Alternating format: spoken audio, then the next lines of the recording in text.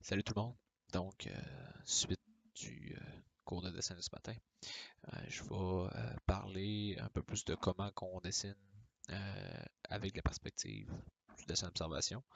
La première chose à faire, c'est de placer notre ligne d'horizon. Euh, Dans cet exemple-ci, je vais la placer à mi-chemin dans ma feuille. Donc, la ligne d'horizon, qu'est-ce que ça sert? Qu'est-ce que ça sert exactement? Qu'est-ce que ça représente? C'est la hauteur de mes yeux.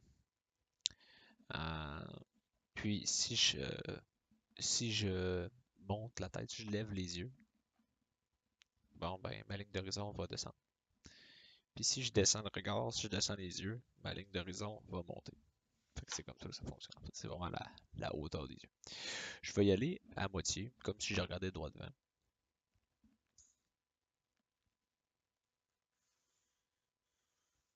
OK. Pour le dessin observation de la classe, je vais vous demander de vous placer parallèle au mur du fond que vous allez dessiner. Pourquoi? Parce que si vous vous placez en angle, vous allez avoir un peu plus de points de fuite à calculer.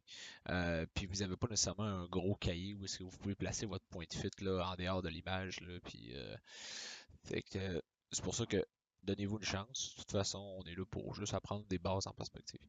Euh, Ce que je vais faire, c'est que je vais placer mon point de fuite, puis je vais le placer très central parce que justement, je fais face à mon mur. Fait que, ce que je vais faire, c'est que je vais ensuite dessiner ce qui serait à peu près la hauteur. Je vais la rapporter avec mon crayon.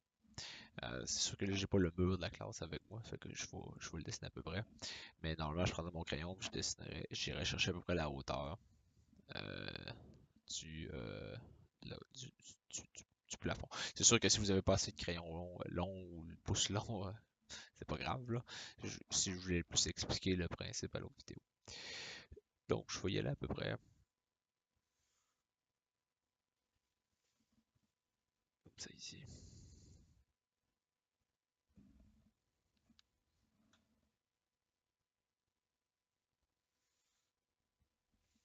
Ça.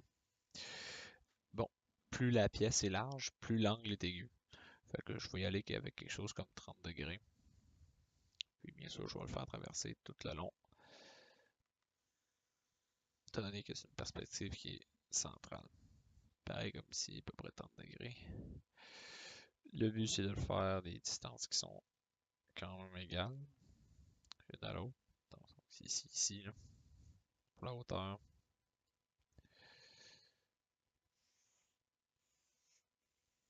Hop, ça va ici. Oh, je vais aller placer le fond de ma pièce. Mes distances ici sont pas tout à fait égales, fait que je faut corriger le tir.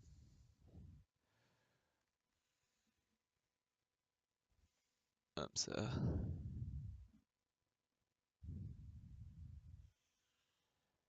C'est ici, c'est le fond de la pièce.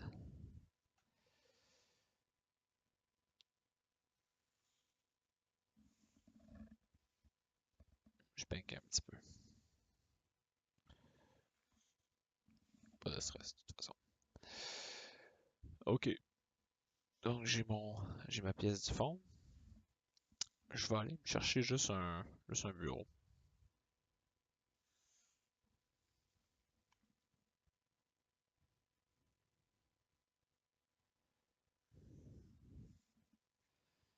Ici comme ça.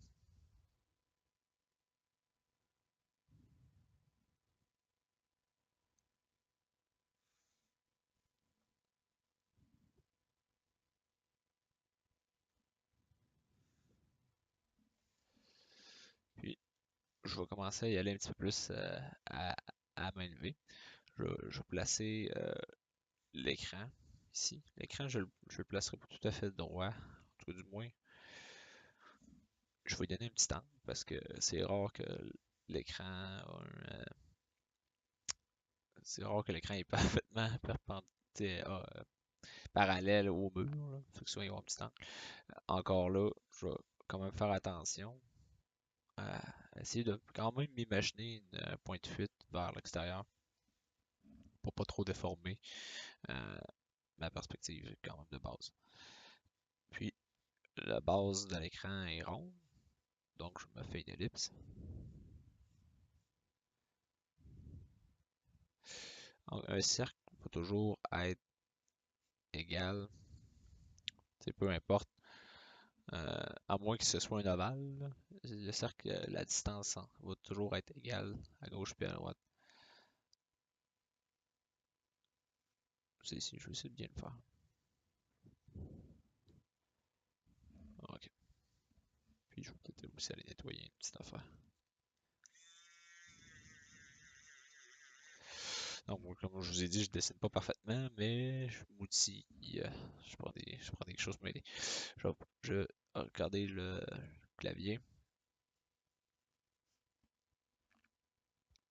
Donc, le clavier aussi. Je vais quand même essayer de m'imaginer une genre de point de fuite. Là, je vais le placer à l'extérieur.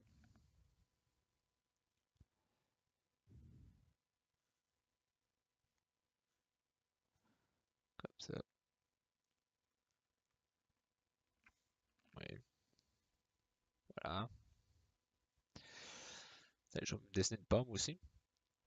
Donc, puis je vais finir la table. Donc, j'ai plein de choses à faire. C'est ici, ça c'est. La table est un petit peu mince. Je vais l'élargir un peu.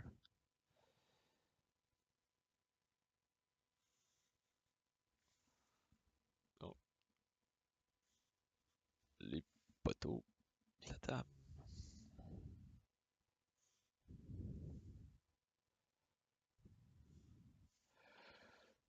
Le coin en dessous.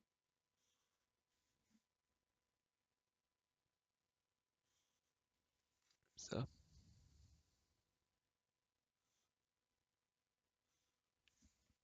C'est sûr que les, les pattes de la table vont avoir la même profondeur ici. Puis probablement que ici aussi. Oh, je suis rendu sorti de mon dessin. Mais bon, de toute façon, ce qui est important, c'est. Putain, ici, je vais mettre de l'ombrage pour donner de la profondeur. Hop, comme ça. Oui, ce que je voulais vous montrer. Admettons que je veux dessiner une pomme, par exemple. Je vais, euh, je vais faire un carré.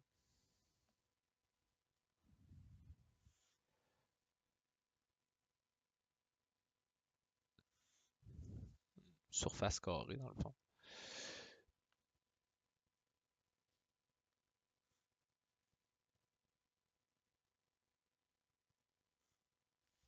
Puis, je vais me dessiner un cercle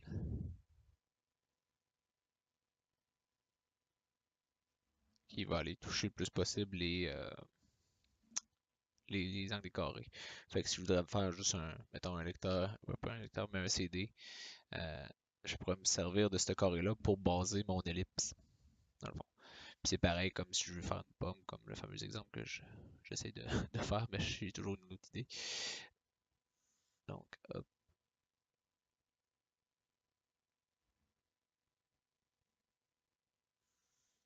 hop,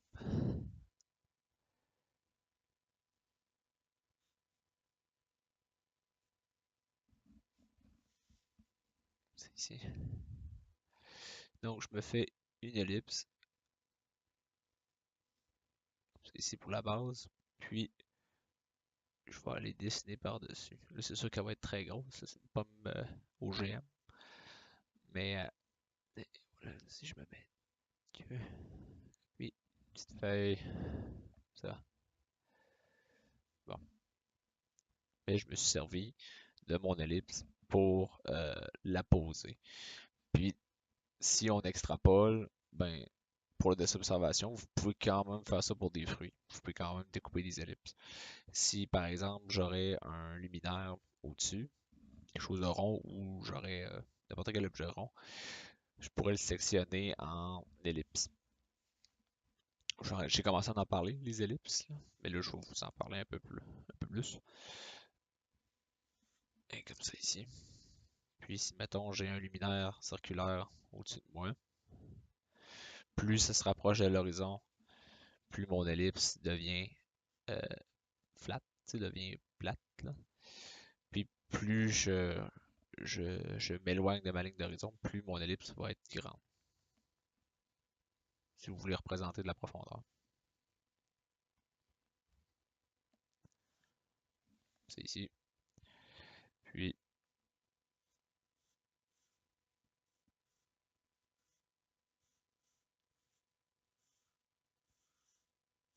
c'est là que ça devient pas facile. Je vais prendre mon temps.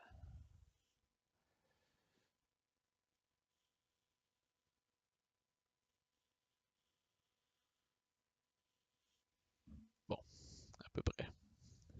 Je vais me réchauffer la prochaine fois. Mais après ça, je pourrais me placer une ampoule en plein milieu. Je pourrais même en placer plusieurs. Mettons que j'ai un super luminant. Wow. J'ai un super luminant. Je pense que je vais avoir besoin d'effacer ça un peu. Mais c'est pour que vous compreniez le principe. Peut-être que vous allez avoir un meilleur coup de crayon pour les ellipses. Mais je pense que vous comprenez le principe derrière ça. Donc, vous pouvez vous faire déjà des grillages pour les placer. Donc, essayez ça. Euh, Placez-vous face au mur. Euh, Faites-vous une petite grille. Puis chaque objet, n'oubliez pas que chaque objet, aussitôt qu'il a son angle, a son propre point de fuite. Comme par exemple, moi je veux faire une chaise qui est tassée sur le côté. Ben, il va falloir que je calcule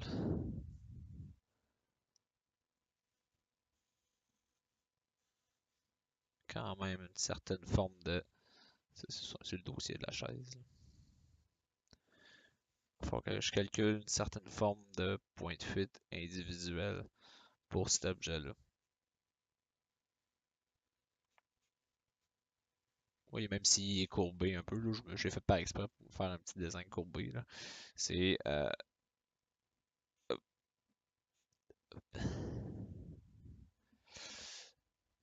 mais c'est justement pour vous montrer que même pour les objets qui sont un peu plus ronds, vous pouvez vous donner des guidelines pour votre perspective. Donc, je vous laisse essayer ça.